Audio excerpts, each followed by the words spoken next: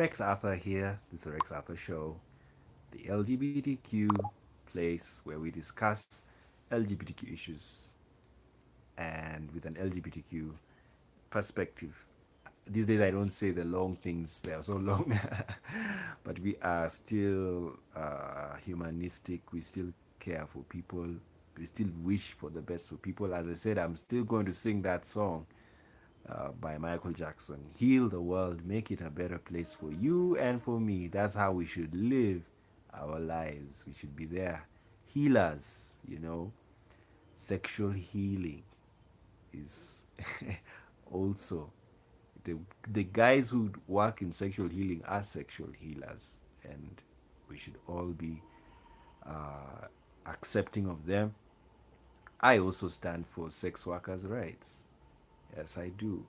Whether they're heterosexual or homosexual, they are sexual healers. They are sexual physicians. They are sexual doctors, as 50 Cent said. You know. Yes, it's an interesting world. Anyway, today we just want to focus on something small.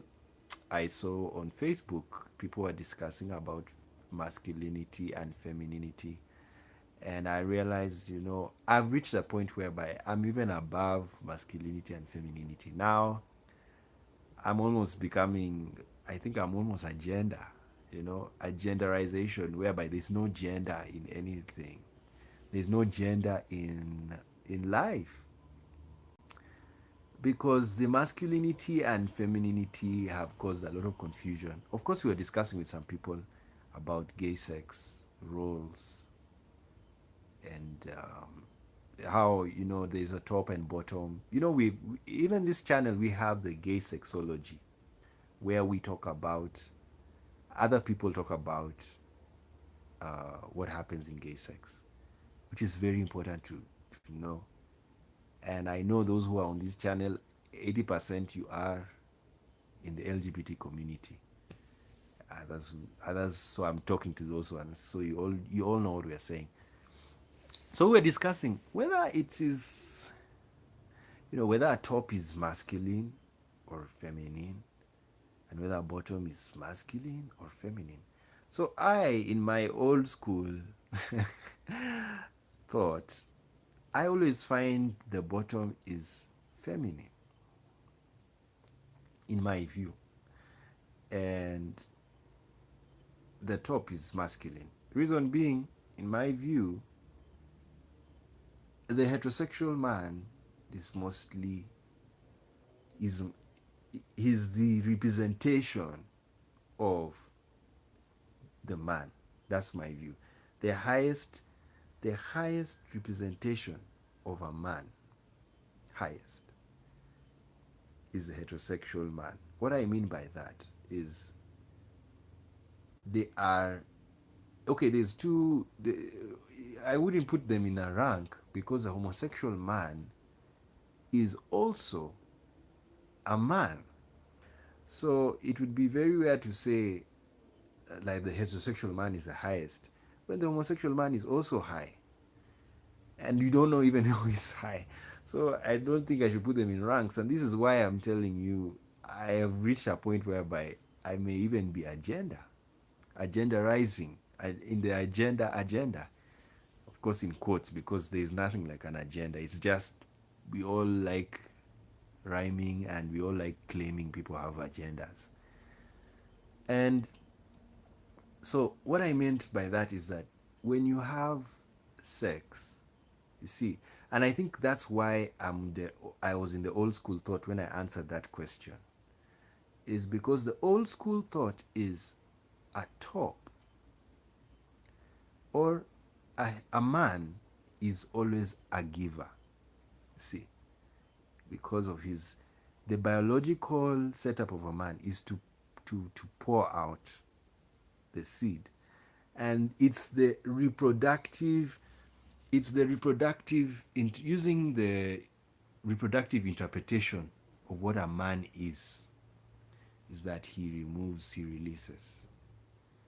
But when you come to sex, pleasure, not reproductive sex, but pleasure sex, then it is wrong to genderize the roles of somebody. When you are involved in reproductive sex, then you may genderize, whereby it is the man who releases the sperm into a woman, and a woman, if she's fertile, because there are times the woman may not be fertile, if she is fertile, then there will be a child born.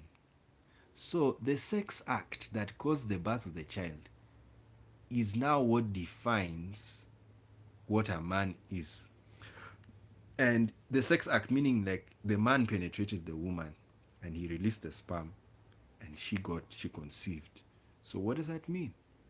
That a top is manly, is masculine. That I'm now telling you what I answered. And in my view, I said, no, a top is masculine because he releases. Just like any other, even a straight man release. And then the woman is a receiver. She does not penetrate a man. She doesn't penetrate a man. So she's a receiver. And I told him, and I said, that's why I call her bottom feminine, because the bottom is behaving like a receiver, which is done in the sexual reproduction. It's done by the woman. That's what I said. And they said, no, actually, I think, he said he thinks bottoms are masculine. And or bottoms can be masculine. And I said, yeah, even a top can be feminine. And so I kept on thinking about this thing, and of course, other people on Facebook kept on talking, and some people don't like femme gays. Most people don't like femme gays, the gays who are very feminine. And because I think it's because they're feminine, and some people are pure gays, they only want macho. You're masculine, whether you're top or you're bottom. And they don't even think of having sex with a feminine gay because they think you're having sex with a woman, and or somebody is womanly. And for me, I don't think that's the issue, but I know why that's the issue. It's because people are still living in the genderized mentality. We all live in a genderized society. The other video I've just done, Jean-Claude Van Damme is not happy that women get to work. They are working, then they want to have children. So in his mind, it's like, it doesn't make sense that a woman is working and there are children at home. Why doesn't she just work at home? You know? And I can understand what he's saying. It's because there are some occupations that are so genderized, and it's so that's why it's very sad to generalize everything we're talking. The sad thing I have with the world right now, we are so general on very many things that are very important. Like in sexuality, we are so general. Even this is the reason why the gender pay is a very big war, because people don't know whether to pay a woman the same pay as a man, because it means, how do you measure work? Do you measure work according to how much work is done, or according to what gender the person is? You see, that's the problem in some sectors of labor. So what is happening? Both sides are arguing. That's why this is just a philosopher's argument. So don't really attack them. They just want to talk. The one side is generalizing that let it stay the way it is, and the other side wants to change it based on gender. And like I was saying, in the West, it's understandable that they can make women to put the women up there because of the women are studying what the men have studied. Some of them have even gone higher. But the sad thing is that not all sectors have equality, they have gender equality. Like when you look at sports, do you know till now how many people play in Europe? How many men play football in Europe? They even the women that play in Europe, they are not as many as the men. So what does that mean? These men will get paid more. There will be more men paid in sports than women. So it is logical and it's very clear that the women will get less. If you put their pay together, they will have lower pay than the men who are playing the sports. But the argument by the women's side is that no, we are supposed to have equal pay. And I support it to the extent that if it is measuring work done, yes, I am for equal pay. And that's what I want. It's better to be like, let's say, if I work for 10 hours, a man works for 10 hours, a woman works for 10 hours,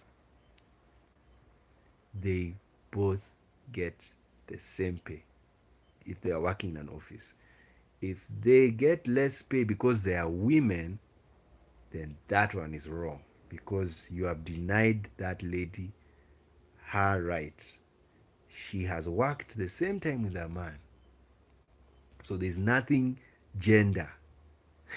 There's nothing to genderize in work that is done in the same time.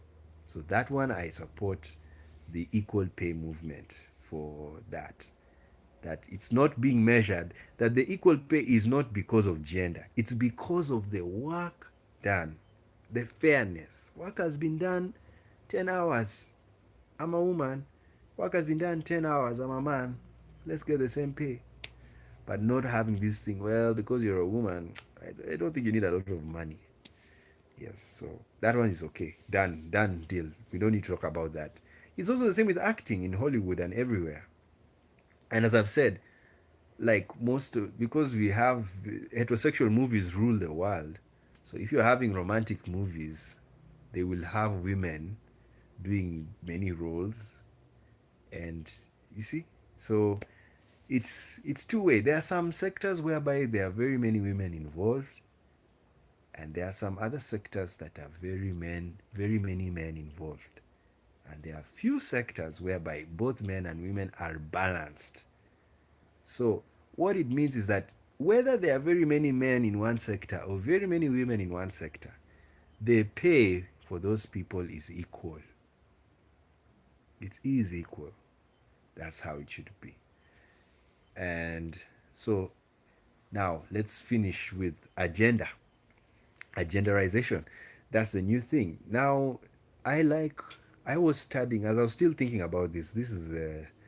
That's why I brought this video. I always, whenever I post videos, it's what I'm also thinking and what I discuss with people and what I see. So I was thinking to myself, the yin yang, the Chinese, the yin is the female element and the yang is the male element. But when you look at that, I always call it that pearl. It is very beautifully drawn that in the middle of or in the side of the yin, there is the white color. That is the male. The yang is inside the yin. And the yang, which is white, has a black dot. That is the yin inside the yang. So according to Chinese philosophy, the feminine or the female person has a yang, has a male person. And the yang person, the man who is young, has a yin, has a female component. And I like that because it's very scientific. Men and women have the same sexual hormones. The only difference is in degree. Semenya is a different case of a woman because her male hormones are extremely high. they have made her manly to have muscle, which is why I supported her trying to go and face the IOC, the IAAF, sorry, to tell them that no, she should run because her condition is natural. She didn't choose to be like that. She's naturally has high testosterone, but she's a woman. She doesn't deny her womanhood. She she accepts she's a woman. It's just that she doesn't have. She has a lot of her testosterone is very high, and the same happens to castrated men. You know, eunuchs. They are what do you call it? They have low testosterone, so they feel they have not denied their manhood. They have not denied they are men, but they understand they don't have the muscle power. They don't have the testosterone power, which is found in men. That's why I started in era when I said, you know, the heterosexual man is the highest. No, it's not the heterosexual man. It's the man with the highest testosterone, whether he's heterosexual or homosexual. So thank you, science. I have corrected myself throughout in the video. It is the guy who has the highest levels of the what are called male hormones that are found in the man. That is a full man. But some men have low testosterone to such a point you may think they behave like women. But if they have the male organ, they are men. And there are some women who have very high testosterone and they feel they are very manly in what they do, but they are still women. That's how it is. So now agenderization is whereby the world will. The question I'm leaving to you now is: will we reach a time whereby what a man can do, a woman can do? Practically, what a man can do, a woman can do, and what a woman can do, a man can do. That is what I've said. And if we'll ever come to a time the world will be agenda, let me now play with my imagination. Does that mean all of us will become intersex? Whereby we are all intersex, you know? Because the yin yang basically means we all have two sexes in us. It's just that some people have the two sexes in various ways, like intersex.